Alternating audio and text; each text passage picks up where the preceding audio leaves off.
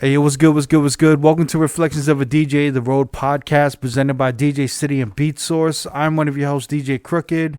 As usual, we have DJ Neva, DJ D Miles, and Jimmy the Great. And today we have an unusual episode. We originally recorded a segment for last week's episode regarding a DJ in New York who was stealing blends, basically jacking blends from other DJs, and got called out. And for some of y'all non-DJs who don't know what a blend is, you know, like a blend is basically an acapella of one song, which is blended with the instrumental of another song. A lot of DJs have been doing blends. It's been since the beginning. It's like it's an outlet for DJs to like really get creative and change the dynamic of a song. It's an amazing experience to hear like a perfect blend, which is like the marriage of these two songs coming together. Anyway, this segment we recorded last week was about, you know, a DJ who was jacking blends, and this is based in Harlem in New York. And I call one of my favorite DJs, Vestax champion, Executioner, one of the most amazing DJs ever, Boogie Blind. He was kind of involved with this whole situation of this DJ jacking all these blends from other DJs. And he kind of was giving us the lowdown. And long story short, we ended up speaking with Blind about the subject. And it was about over an hour, about an hour and a half.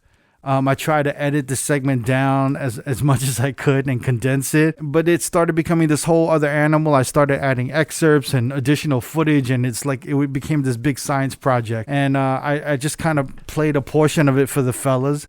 And the fellas kind of thought that it'd be better as its own episode. So initially, this week's episode was supposed to be part of last week's, but because of all the editing and work involved, we made it its own episode. And to all our roadies, I present to you episode 181, Biting versus Inspiration.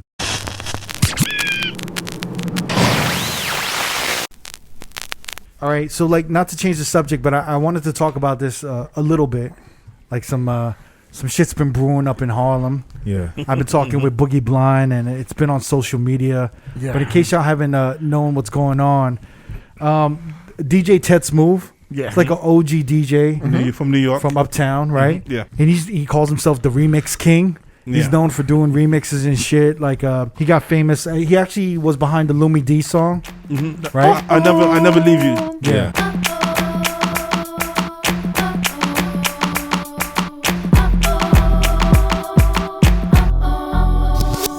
So he's known for his biggest remix or his biggest blend has been the Beyonce Love on Top. Mm-hmm. Yeah. With the Keezo Kane.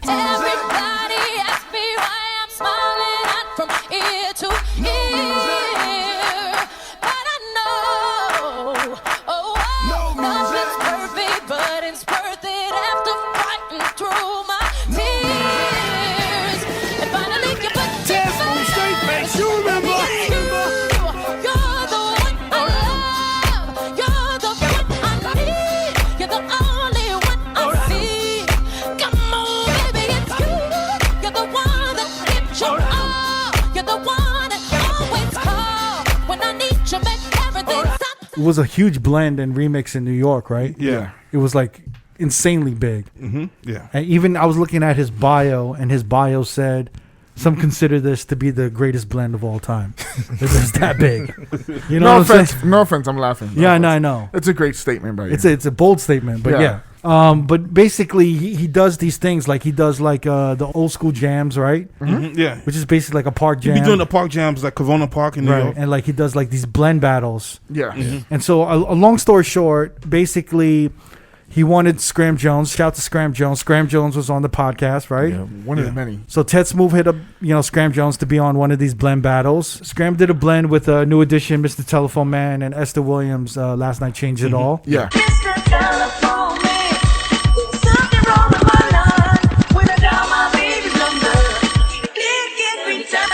Mr. Telephone Man, there's something wrong with my line. When I dial my baby's number, it can't get returned. And then I guess Ted ended up like using Scram's idea for a blend battle without letting him know, and kind of took credit for the shit. Yeah, not giving him credit either. Yeah. And then Scram just went on Instagram and basically aired him out. Was like, yo, this post is for my DJ heads. I usually don't do these type of posts, but I got to do it today. Something been irking me. It's kept me up all night. You know, this DJ shit, I hold it dear to my heart. The art form, the culture, the code. So I gotta speak on something. Ted Smooth, first of all, I'm gonna give you love for always including me in the old school jam. Lots of memories, lots of highlights. Met a lot of legends, so I appreciate you including me all those years. But 2 weeks ago, you asked me to be in a blend battle. And you said, Scram, I want you to be in this blend battle. You got any blends, et cetera, et cetera. I said, hell yeah, of course I got blends, Ted. You want to hear one? Check one out. And I played something that I haven't really released, something I was working on. I'm building my Twitch channel, so it's part of like an hour set that I was putting together, all with wordplay and visuals. So I play you my Mr. Telephone Man mix. New edition, Telephone Man over Last Night Changed It All drums, which got phones ringing in them, and that's the cleverness. You got phones ringing in the beat, and he's singing Mr. Telephone Man. God bless. That's my style, being clever. So you were so impressed with me doing that, you recorded it. And you loved it so much and was so impressed, you studied it. And then you loved it so much that you used it for your battle. I can't believe that shit. Like, I never been jacked so blatantly. Like this is a competition of personal ideas. This ain't the park jam. If you used it at the park jam and I already came out with it, I wouldn't care. If you used it in the club, people have used my blends forever. I don't give a damn. That imitation's flattery. And once it's out, enjoy. You know what I'm saying? We all got influenced by other people. But this is something I didn't release. This is something I was going to use in competition. A competition that you were specifically asking me about. That's why you FaceTime me, to be in a competition. And I'm showing you what I was going to use. So how dare you use my shit like it's yours? This shit boggles my mind. And we cut from a certain cloth that, like, you know, biting MCs and biting DJs, like that's not hip hop. And you cut from that cloth. You 10 years older than me. You from that real 80s cloth. You know, you from the era when Bambaataa would cover the record so people wouldn't see it, you know?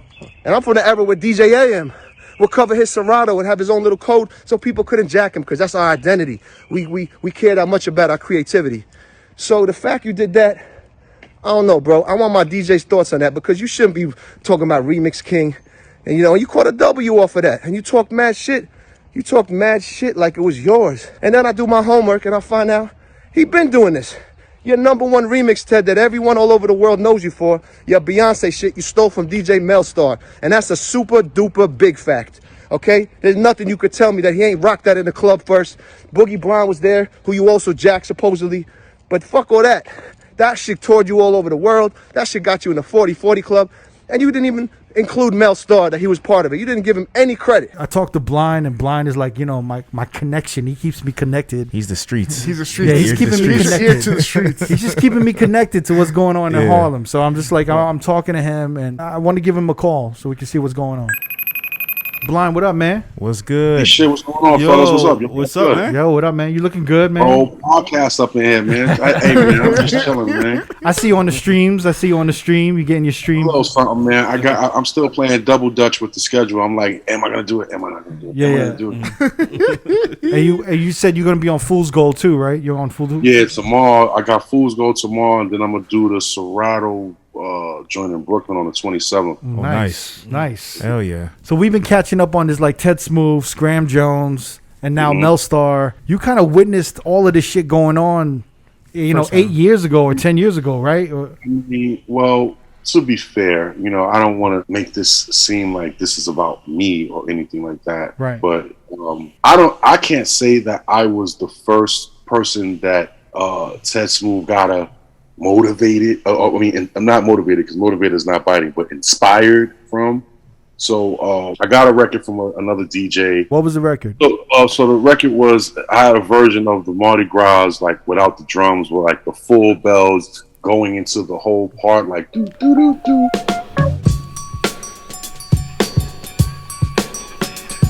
So basically, you had like some really rare exclusive version of the Bob James Mardi Gras drum break with the bells, except it didn't have the drums, right? It just had the bells alone, which is like really rare. So like you like had the stems for it, or some like somehow you got the stems for it, Something or another. right? Right. Hold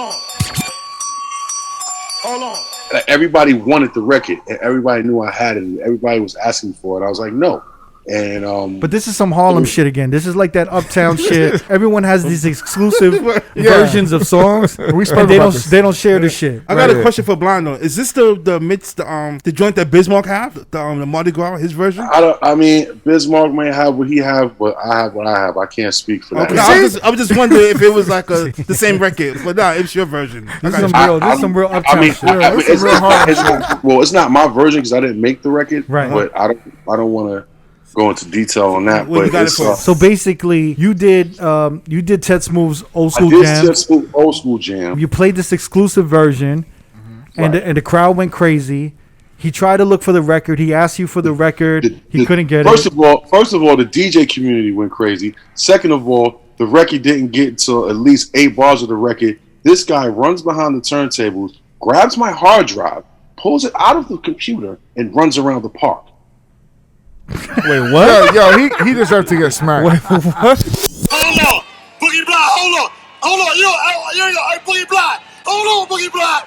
Oh, Boogie Blind. You ain't gonna do that, Boogie Blind. The music's right here, Ted. You can have the computer. I got another one in the crib. The music's right in my hand. He right there. It's in my hand. It's in my hand, Ted. So that's rule number 1. You don't touch nobody's hard drive or whatever. Hey, yo, yeah.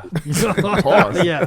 So he runs around the park. He gives me the flash drive. I'm looking at him like he's fucking crazy. I restart the computer. I don't give a fuck who's getting on after me, what's going on. We're going to see if this hard drive boots up because you just did some sucker shit. And if my shit would have been fucked up, you would have had to pay me right there. It would have been a problem. Right. But nobody's looking at that. That's not even a part of the scheme of things. Right. But 2 years later, I get a phone call from a friend of mine, a DJ friend of mine in LA. He's like, yo, that joint you did with Ted Smooth was fire. I was like, what are you talking about? And he sends it to me, and it's basically him sampling the end of my set when I dropped the record, and I guess he put like Usher, Good Kisser on, and he got a verse from Vado.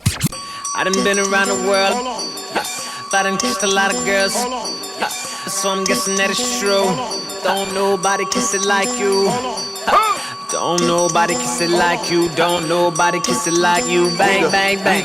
Don't nobody kiss it like you. Like you. Ted Smooth, straight face. You remember? Hermain special. Yes, you made nephew.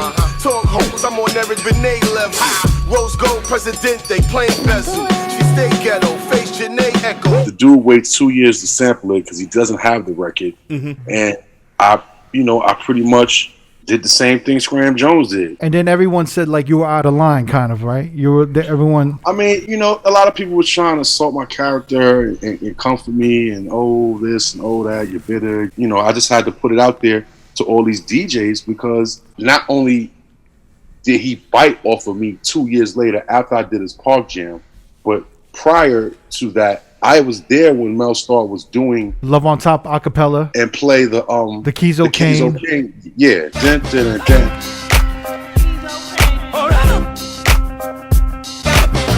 Mel used to do that at his parties, like all the time. Like not all the time, but like that was like his. When he played Love on Top, then he's going to play that beat that everybody was playing because everybody was just playing the beat. They would just throw the beat on and just talk on the mic and get crazy. Finally, you put my love on top. Ooh, come on, baby. You put my love on top, top. So okay. So basically, this Love on Top record with the Keezo Kane that Ted Smooth is notoriously known for making, and he got famous off of. It actually originated from Mel Star, because when Ted Smooth was speaking, he went on Instagram responding to Scram Jones, and in the midst of him basically kind of like defending himself to Scram Jones, but also like apologizing at the same time. Now, who does this, right? If I woke up and I was like, yo, I'ma steal something from Scram Jones, I'ma do it live on a live, and think that I'm gonna get away with it, that's like insane. That's crazy. And I'm not insane and I'm not crazy. It's fucked up for me because me and Scram had a very good relationship, and for me to be the cause of that friendship going sour, just because I was in a place of rushing to try to do something in a certain amount of time, and I think normally I would have probably thought about it, but I didn't. I didn't. I'm human, and I made that mistake. So apologies to Scram Jones. You know, I'm standing on what I stand on. I didn't wake up and say to myself, you know what? I'ma steal this from Scram Jones. Like, I didn't wake up and do that. I promise you that. Towards the end of this Instagram video that Ted Smooth did, he mentions the Melstar Love on Top Keezo Kane blend, and he like addresses like rumors about him taking that from Melstar, but then he just kind of like, the way he approached it, he kind of disrespected Melstar and didn't even say his name, and he said this somebody. Let's take Love on Top, right? My remix for Beyonce, right? Let's just take this for 1 second. This is like the longest running rumor, right? That I stole this remix from somebody. So this somebody sent me their remix of Love on Top, and it didn't have none of the beats that I used. And then basically, you know, with him doing that shit, Melstar replied back to Ted Smooth, and just basically, you know, after like 8 to 10 years of really not saying anything, he just kind of went on the record to be like, yo, you stole that shit from me, and I made it originally. All right, so we are going to discuss this Love on Top record. This has been going on for a long time, but no one was clear on why and what and, you know, who made it and who did this and who did that. Who made Love on Top? I did. You know, I stayed away from the drama of that record because of business. This is the first time that I'm even addressing it from 10 years ago. So 10 years ago, when you did the record, people were available and they saw that it was not you who created it. It was live, done live at a party. Bink Buddha with the Daytime Boys. That's exactly where it all came from. For all of these years, I still haven't said a word. But the bigger problem with what makes this bad is your arrogance about the shit. Now, there's a certain thing that's called shut the fuck up, and you should have just shut the fuck up and had let it go, because I said nothing about this record until now. So your arrogance is what is getting you in this position right now. You know exactly how you got the Keezo Kane record, because that record was not floating around on no platform or no surface. It was an in-house thing. Only a few people had this record, and I gave you the record. You know, and like Mel said, like that, it was only like at that time, it was only one handful of DJs that had that Keezo Kane record. Following all of this, he had a birthday party. You came to my birthday party and you were like, yo, I got a surprise for you. Ted Smooth walks in there like, yo, I got a birthday gift. And then you came there and you played the version that you have now. They let him get in the booth and play the CD, and he dropped it, and everybody's looking like, yo, what the fuck? So Ted Smooth came in and recorded a version of Melstar. He already had whatever he had pre-recorded. You know, he gonna say, well, he didn't do this, and I added this, and that. Regardless, the idea came from Melstar. Boogie Blind was there, and several other people were there. 1, 2, they were angry. Boogie went to level 8,000 in the club because he cursed you out. Why the fuck did you do that? So you know me, I'm like, yo, get the fuck out of here, man. You know this motherfucker do this shit. Why the fuck would you even do that? And then I got cursed at. Yo, Mel, why you letting this motherfucker do that? That's your shit. That's what you do at your parties. I scream at Mel like, you just gonna let this motherfucker do this? Like, what the fuck? What's your problem? You know what I'm saying? Like, I'm like, yo, bro, like, I don't even be around none of this sucker shit. Like, I don't play that shit, bro. Like, I don't play that shit, bro. Motherfuckers was acting crazy like I was just bugging on the internet. Like, but that was the only way I could express myself, because I'm like, yo, these motherfuckers is just biting in front of my eyes. You know what I'm saying? And it's like, I'm not standing for it, bro. Like, I don't give a fuck who get mad. The same thing with me with the Bells. The same thing with Scram Jones with Last Night Changed It All and the new edition. And then the fact that you get on your fucking platform and be like, well, I didn't know this record. Like, I didn't know that Super Ho was the original sample, or they sampled, or they replayed Last Night Explains It All. I honestly didn't know that. I'll take that. It's almost like somebody using Impeach the President and somebody using the drums from Soul to Soul, Back to Life. I don't think there's a lot of DJs that know that it's like, it's kind of the same thing. Even if you're not a fucking digging record junkie, Yeah. you know that Scott LaRock had him all years of Super Bowl. His Last Night Changed It All. I don't give a fuck. Yeah. You shouldn't be DJing. It's the same record, yeah.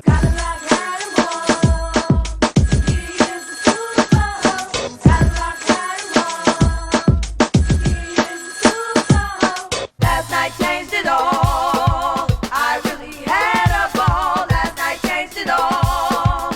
I really had a ball. It's the You same. shouldn't even be DJing. You shouldn't even say no stupid shit like that in public. And you're supposed to be this old school jam. Get the fuck out of here. Anyway, so this is just a thing that's just been going on time after time after time.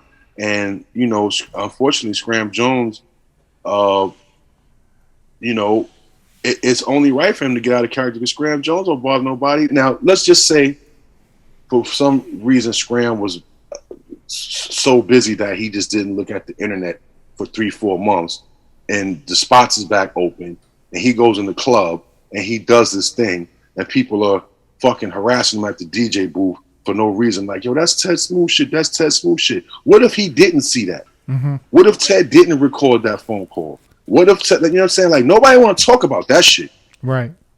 Nobody want to talk about none of that shit. And it's fucked up. Well, as DJs, you know, like our mixes, our ideas, our concepts, our style, our musical tastes, that's our IP, right? That's our intellectual Listen. property, right? That's our shit. Definitely.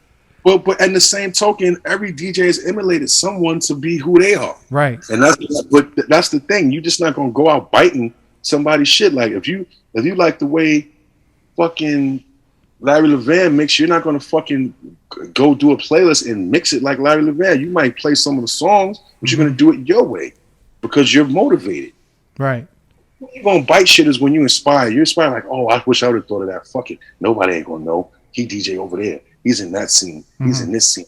He's not that. That's what motherfuckers do. Right. Motherfuckers think you stupid.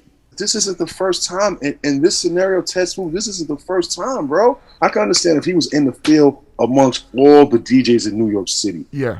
You know what I'm saying? Like, people are giving him a pass because they think he's creative. I'm not saying that he's never done a blend and that's on his flash drive that he didn't think of himself. I'm never taking credit from someone's hustle.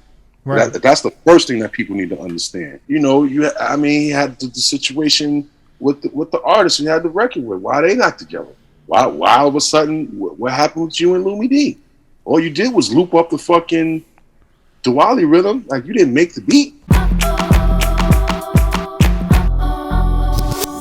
Ted Smooth was instrumental in helping you. Yeah, we fell out immediately. Yeah. Yeah, but we were friends What was for. it? The Nero? What was it? I believe so. Yeah. Yeah. I mean, it changes people immediately, you know. And I really never really liked to talk about him, but you know, at the end of the day, it's like he was kind of like a big brother for me. Okay. Even, you know, before the music thing, he seen me grow up in the neighborhood. Right. So as soon as we got this big sudden thing, and everybody know Ted was always a big DJ in the clubs. I mean, for me, I looked at him like that. Right. So I feel like this was like his shot too. Right. It was like, so it was kind of like I felt like it was almost like a battle, like he was battling me, and I'm just like, yo, just like help me. You know, like I'm here, I'm your artist. And it was like a kind of like a, wow, I didn't know that. It was weird. It was a weird situation, and a lot of, obviously, people get jerked on their first deals. I did. I was signed to Ted, but it was like, I didn't care. I wanted to keep it moving after that because we did have a friendship, but it just got ugly. It got really ugly because it got to the point, like, I just couldn't even ask questions. Like, when you don't know how much you make in a show, and they have a problem when you ask, well, how much I'm making a show? Oh, you a monster now. You need to know everything. It's like, what? Wow. It's like, listen, that is 100. I don't lie. People might think I'm harsh and brash or hurt. This isn't about hurt, man. Like, sucker shit is just sucker shit, bro. And that is the most accepted thing right now. There's so many lanes for lames right now. It doesn't even fucking matter. That shit doesn't matter. This conversation is not going to matter 3 weeks from now because there's nothing gonna happen to Ted Smooth. This is part of his plan to gain some traction, and whoever his fans are to be like, no, you didn't steal it. It's okay. Take the L, but come back with another one, and this and that. Like, I don't want to talk about shit like that, bro. You know what I'm saying? Like, you making this dude hot. It's almost saying like sucker shit is accepted. Like, it's cool to be a sucker. When I look at that shit, I don't give a fuck how you turn your back, turn your cheek, Martin Luther King, whatever the fuck you want to call it. It's sucker shit in my book. Period. Yeah. No, I don't agree. give a fuck about none of that politically correct shit. Well, let's talk about the DJ etiquette, man. Let's talk about the DJ etiquette, bro. What's the etiquette, man? On stealing blends, stealing mixes, stealing whatever. Blends is one thing. Transitions in the club is definitely another, and that's very, very crucial because motherfuckers is just out here stealing. Right. Like, it's hard for you to be different unless you're just gonna be a jukebox, and everybody in this Zoom call is not a jukebox. Right. You have some type of creative passion to want to get a reaction. That's why you do it. You ain't doing it, you know what I'm saying, for no other reason. Mm-hmm. That's your high. Your high is like when you do something, it's like, oh, it doesn't have to be a scratch. It doesn't have to be a fucking a super technical thing. It's just you use your brain to do it. Mm-hmm. Nobody else was thinking about it. Right. You did it first. Right. And a lot of people like to say, fuck who did it first, I do it better. A lot of motherfuckers don't do it better. That's the problem. And motherfuckers build a platform for being a fucking carbon copy. Mm-hmm. And it's a lot of that shit going on out here. Right. From the bedroom DJs to the top tier name brands, everybody icon guards. That's a fact. And it's not even taking 1%. They might take your go-to move. Yeah. Like, it might just be so dope that be like, yo, I just gotta do it and see how it will react for me. Like, that's how motherfuckers be thinking. Right. They don't give a fuck. Right. There's no code. There's no rules. Mm-hmm. You know what I'm saying? Like, you know, I'm from an era where one of my favorite DJs played a record, played Hip Hop Parade, 6-7 months before it came out. Tretch and the niggas was looking for that motherfucker, and they found him, and they put hands on him. Yeah, I know what you. I know what you're talking. I know. I know what you're talking about. And I feel like, you know, I'm not condoning violence and shit like that, but it's like, you know, people just think it's comfortable to do this. Right. But if you make people feel uncomfortable, then you're the bully, you're the bitter one, you're broke, you just stole a bag of chips out of a gas station. They'll come up with any old kind of narrative to fucking deal with the fact that this person is a fucking sucker. If it's that serious, you have to make that person uncomfortable. Yeah. That's the solution. And you got to figure out how to do that without being violent. You see, that's Boogie Blind school of therapy. You're not. That ain't no therapy, bro. Like, it's like if you feel comfortable to just be doing shit like that, yeah, then you should know how it is to feel uncomfortable. Right. And to think twice about doing that the next time. Right. Yeah, but in the end of it all, it's really because you're hurt too, right? You're hurt inside. It's not about being hurt, bro. Yo, I don't know. Yo, this ain't no fucking emotional fucking roller coaster, bro. You did some sucker shit, and I should smack the shit out you for doing it. That's the only way, bro. Like, all that other shit it's cool. You got to be diplomatic. It's a business. I know. You have to, you know what I'm saying? I get it. We got to come to some kind of solution, man. What's the solution? The solution is, man, come up with your own style. Right. Be original. Yeah. Like, it's nothing wrong with being yourself. Mm-hmm. And, yo, listen, people are going to get inspired, but I'm not one of them people that says, well, it's not about who does it first, it's about who did it better, and that other stupid ass cliche. Imitation is a form of flattery. No, it's not. You fucking stealing. You at certain places and people are championing these people. Right. Are you fucking serious? Right. And then motherfuckers in certain areas, like, I was going to book you, but I booked. You know, I experienced some crazy shit like Blind. I've gone through what you've gone through, so I know, like, the shit. Like, for me, the shit hurt me. Like, the shit fuck with me, and it made me kind of like, it just made me like not trust nobody and shit. And it's just, and it really like, it just like, it was like an ultimate betrayal and to a certain degree. But the only thing that would have kind of fixed it was if they give you credit, right? At the end of the day, yes, but at the end of the day, no, because, you know, I don't like the entitlement of people to just go and do shit, and then when you do it, somebody comes to you and like, oh, you biting off so-and-so. And I'm like, what the fuck you talking about? I know. And then people like to play this game like, oh, I'm not going to say anything. I don't want to fuck up my money, but on the flip side of that can fuck up the originator's money too. Right. Because I've had people compare me to certain DJs and be like, well, we'll just book him because of this. I'm like, oh nah, bro. Well, I'm gonna be over here anyway. I'm still getting to this. So when you come around, the price won't go up, and you're gonna have to, you know what I'm saying? Like, you're gonna have to pay the piper, baby. That's it. Like, you know what I mean? Like, I know what you mean, man. I'm gonna just be very, very, very clear with you, Crooked. Yeah. You have a transition that's so fucking ill, and I wanted to do it forever and ever and ever and ever and ever. But you know what? I just never did it. You know why? Because I'm gonna try to come up with my own shit. When you do the soul to soul over the break part of Fool's Paradise, it's like, I live in, right on beat, and it flows all the way to the beat drops. Like,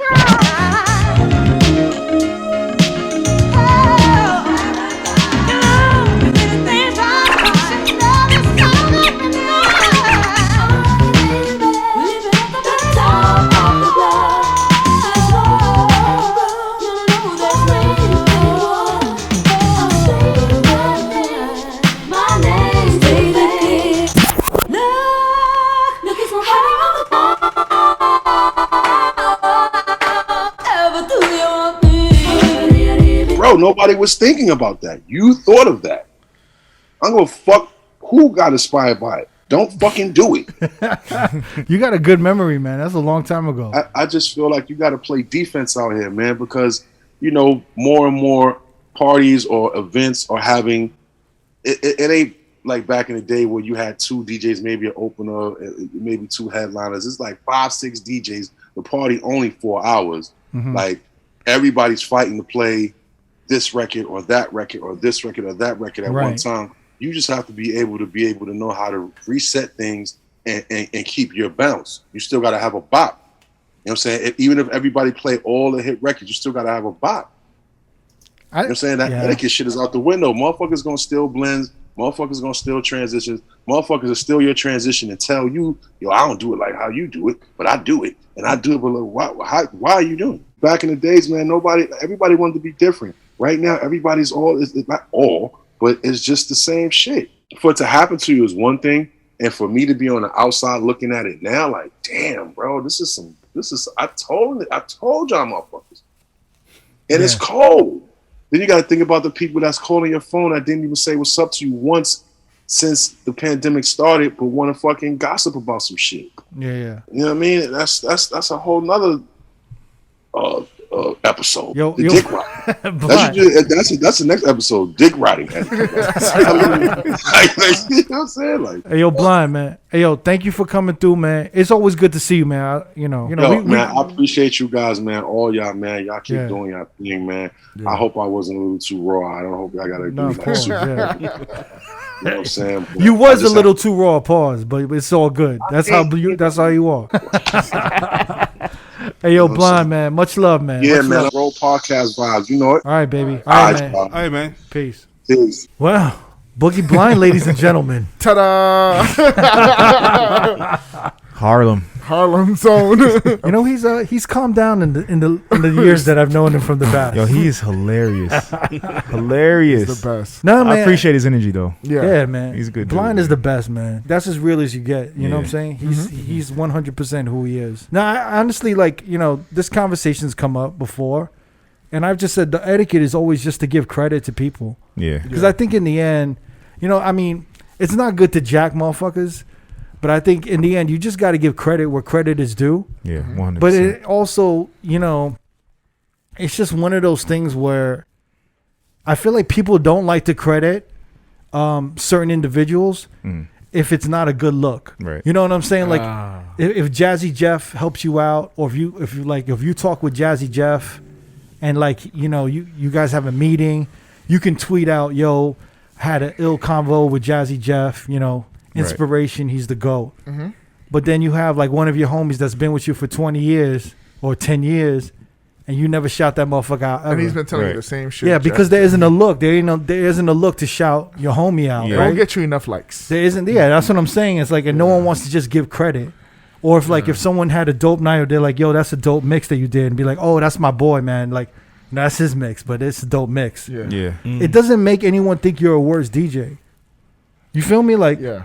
it doesn't make anyone think you're a horrible DJ at all. And like motherfuckers do that shit. Like, you know, a person will do one of my mixes in the, you know, I've done a Ross mix.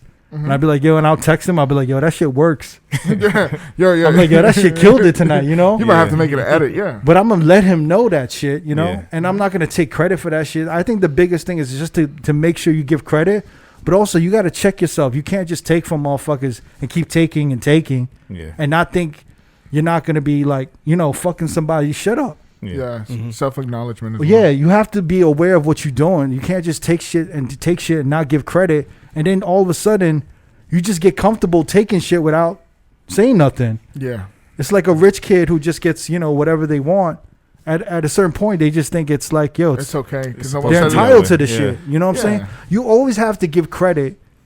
And it's one of those things when you really meet talented people or people who do the work, they're constantly crediting people that inspire them or the people that they work with. Yeah. Never are they just saying, I did everything. You know what I'm saying?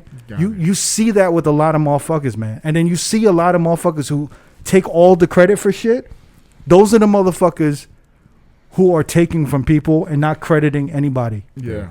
And that's the difference. And I notice that very quickly when I meet people. Because creative people, they know there's an obligation to make sure the people know where the OG came from. The originator. Yeah. Because if you talk to anybody who takes an idea and executes it and develops it and produces it, it came from somewhere. Yeah. Every mix, everything I say on the mic, every blend, every remix, every beat, every design, intro, anything. It could be anything from DJing to music to art to whatever I do. There's a reference point. Yeah. I can tell you exactly where that came from. Yes. You know what I'm saying?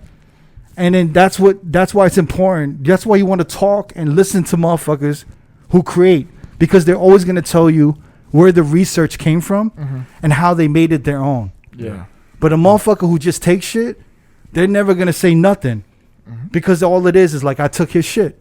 Yep. Do you know what I'm saying? And that's why it's important to always credit people, even if it's the littlest thing, you know? 100%. Man. I think that's the solution in all, because we're all, in the end, everyone kind of steals from everybody. Well, you know? Yeah. Steals inspiration, say whatever you want to call it. Yeah. I mean, there's a lot of things that I Borrowing, learned. Yeah, there's a lot of things I learned from Blind. You know what I'm saying? There's a lot of things. There's a lot of mixing that I learned from 11. There's a lot of shit I learned from a bunch of DJs, from Kid Capri to everybody. Never stop learning. But we just give credit where credit's due in the end. You know what I'm saying? And on that note, we should push live streams, right? Yes. Because Never, you've been doing your Friday, 45s on a Friday. 45s. And two-step Sundays. And two-step Sundays. That's DJ Never BX yes. on Twitch. Yeah. I'm sporadically going on Twitch, DJ Crooked. All right, y'all, and we out, man. Peace. If you want to watch more episodes from R.O.A.D Podcast, click either links on the left or the right. Don't forget to subscribe to our YouTube page and get updated on new uploads throughout the week. Peace.